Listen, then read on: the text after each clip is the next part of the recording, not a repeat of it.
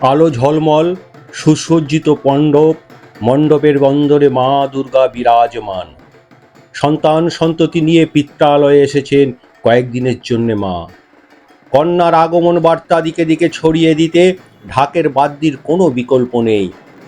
ঢাকের কাঠির তালে তালে তাই জমে ওঠে পুজো। ঐতিহ্য প্রাচীন ঢাকির বাদ্যি যুগ পরিবর্তনে পেশাদারিত্বের রূপ পায়নি। আজও ঘরানা পরম্পরা সমৃদ্ধ এই সংস্কৃতির বিকাশ অধিকাংশ সময়ে পরিবার কেন্দ্রিক।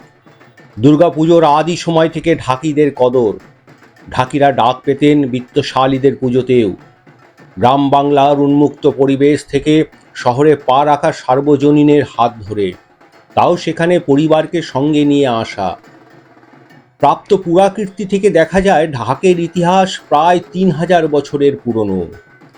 কিন্তু আজ এই ওয়াইফাই যুগে এই শিল্পকেও দলে পিষে একাকার করার প্রচেষ্টার খামতি নেই। আশ্বিনের মাঝামাঝি উঠিল বাজনা বাজি, পুজোর সময় এলো কাছে। ঢাকের আওয়াজের সঙ্গে কাঁসর ঘণ্টার মিলিত ধ্বনি জানান দেয় মায়ের আগমন। বিষণ্ণ শরতে নিয়নের সন্ধ্যায় ঢাকের বলে কোমর দোলে খুশিতে নাচে মন।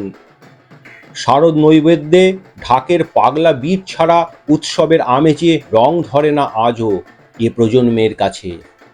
ঢাকি তার কাঁধে ঢাক ঝুলিয়ে বাজাতে বাজাতে নৃত্য করে, আর তার পাগলা ছন্দটিতে মাটির টান অনুভব করে শ্রোতারা।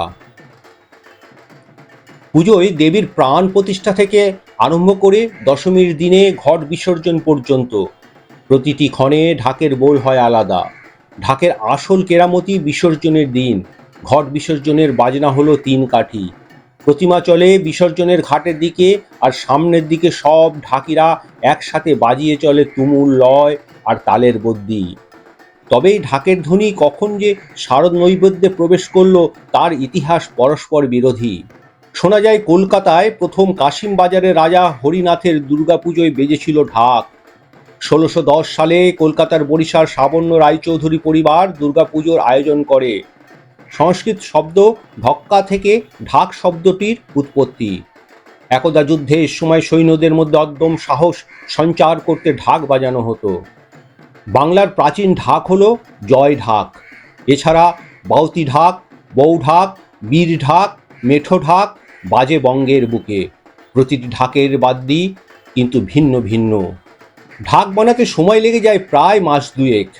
আম গাছের মতো মোটা গুড়ি চেঁচে কেটে প্রথমে তৈরি করা হয় খোল। কাঠে ঘুণ যাতে না ধরে তার জন্যে খোলকে ঘষে ঘষে মসৃণ করে মাখানো হতো তেল, চোনা, লঙ্কা, মরিচ ইত্যাদি। এরপর বাঁশের ছিলা কেটে পাকিয়ে বাঁকিয়ে বানানো হয় চাক। চাক হলো ঢাকের ফ্রেম বা রিং, যাতে চামড়া লাগানো হয়। ছাগলের চামড়া কেটে শুকিয়ে নেওয়া হয়, একে বলে তালা। এই তালা গোল করে কেটে দড়ি লাগিয়ে চাকের সঙ্গে টান টান করে বেঁধে দেওয়া হয় রোদে। এরপর শুকিয়ে যাওয়া তালা বাঁধা চাক ঢাকের খোলে লাগানো হয়, একে বলে ঢাক ছাওয়া। সেই কোন আমল থেকে গ্রামীণ জীবনের নানা অনুষঙ্গে একাত্ম হয়ে গেছে ঢাক। শুধু দুর্গাপুজোতেই নয়, প্রাচীনকালে বলিদানের অনুষ্ঠানে, সতীদাহের সময় নারীর কান্না দুঃখ শোকের আর্তনাদ ঢাকতে উচ্চস্বরে বাজানো হতো ঢাক। শিকারের সময় জীবজন্তু তাড়াতে ঘোষণা আর সতর্কবাণীর জন্য বাজানো হতো ঢাক। বাঙালির উৎসব পার্বণ বাদ্যের ঝঙ্কার ছাড়া পূর্ণতা পায় না, যার মধ্যে অন্যতম ঢাক। কাঁধে ঢাক তুলে নিয়ে আপন তালে বাজিয়ে চলেন ঢাকি। আমাদের সাহিত্য, লোকগাথা ও লোকায়ত বিশ্বাসেও জড়িয়ে আছে ঢাক। সুপ্রাচীন এ বাদ্যযন্ত্র এমন সুন্দর পক্ষী দুধে ভাতে, ছিটকি দিয়া বাড়ি দিলে রাজ্যের দূরে যায়। কার্তিকের আমাবস্যায় কালী মন্দিরগুলোয় ঢাক বেজেছে স্বমহিমায়। কাঠ চামড়ার আদি কাঠামোতে কোনো বহুদর্শী বাদক দেখিয়েছেন শব্দ ছন্দের মুন্সিয়ানা। কাঁসর ধ্বনিতে যুগলবন্দি হয়ে সে শব্দ পৌঁছে গিয়েছে দিক দিগন্তরে। শাস্ত্রে এ ধ্বনি মঙ্গল ধ্বনি হিসেবে আদৃত। বাঙালির উৎসবে ঢাক বাজানো প্রথা সিদ্ধ রীতি।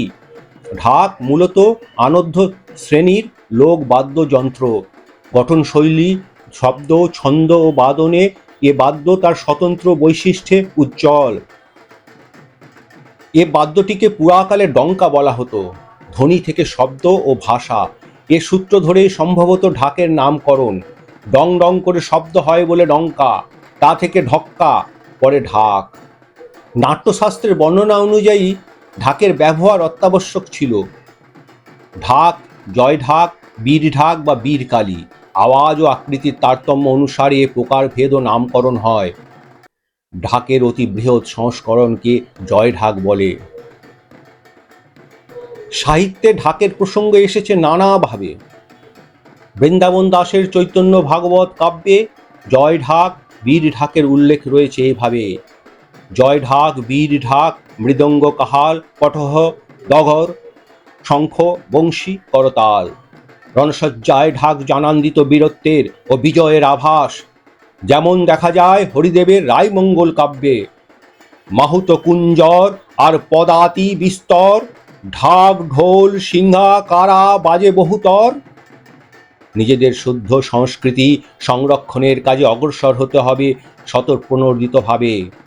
আত্মপরিচয় রক্ষায় নিজের ঢাক নিজে পেটানোর বিকল্প নেই আজ।